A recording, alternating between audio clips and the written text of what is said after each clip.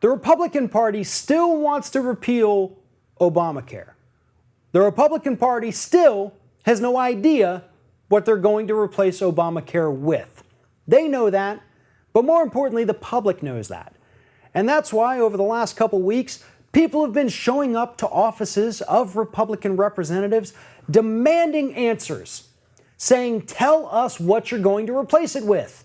They're not even necessarily saying, don't replace it, don't get rid of it. They're just saying, we need to know that a replacement will be in place the second you repeal this. And we want to know what it is. After all, we elected you. We put you in office. The least you could do is tell us what you're working on. But the public knows the answer. They know that the Republicans have absolutely nothing in the pipeline that would indicate that they have a replacement ready to go for Obamacare. And that's why the public's starting to get angry. And that's why Republicans are starting to hide from their own constituents. Tom Cotton, the big tough guy who committed borderline treason by sending the letter to Iran telling them not to comply with the Iran nuclear agreement, directly undercutting the president of the United States. That guy, the military guy, big tough guy, he is running away from his constituents. He told his office in Arkansas when a group of voters showed up demanding answers to lock the door, to turn off the phones.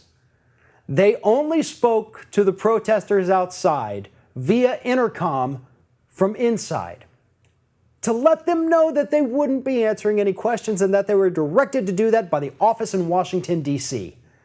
Tom Cotton is afraid of his constituents because Tom Cotton doesn't have a frickin' clue what he's going to do to replace Obamacare. But it's not just Tom Cotton. Peter Roskam in Illinois, same thing. His office is no longer taking calls. They're not accepting any calls from angry constituents wanting to know what the replacement's going to be. They're not taking calls from people who just want to know why you want to repeal it.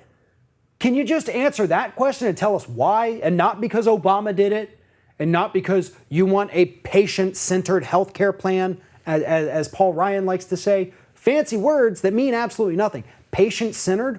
Seriously, what does that mean, Republicans? Representative Barbara Comstock, same thing. Hiding from her constituents, just like Tom Cotton and just like the entire Republican Party right now. The Affordable Care Act came into existence in 2009. Republicans have hated it since then.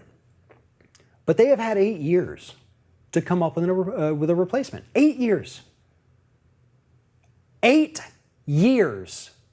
And they're no closer today to having a replacement than they were when the idea of an Affordable Care Act came about. They have no plans because they're not good at their jobs. That's the only logical conclusion that a rational thinking human being can come to at this point. But you know what, Republicans? I know most of you right now are mad and upset because you finally realize that Obamacare is the Affordable Care Act. It's actually funny because most Republicans did not know that the two were the same. They hated Obamacare, but they loved the Affordable Care Act. Now that they know it's the same thing, they're upset that they're going to lose their health insurance. But you voted for people who promised they were going to do this. You have to accept some blame here. You voted for a guy who walked up to you and said, I'm going to take away your health insurance. And you said, I like that. I like this guy. I'm running out of sympathy for Republican voters. I just, you feel bad for these people at first. But then after 8 years of doing the same thing, voting for people that want to take away your health insurance, and then getting upset when they finally get close to achieving that, there's no more sympathy left. You get what you pay for. And all of America is going to pay for the Republicans working in Washington, D.C. against the best interest of American citizens. That's what happens.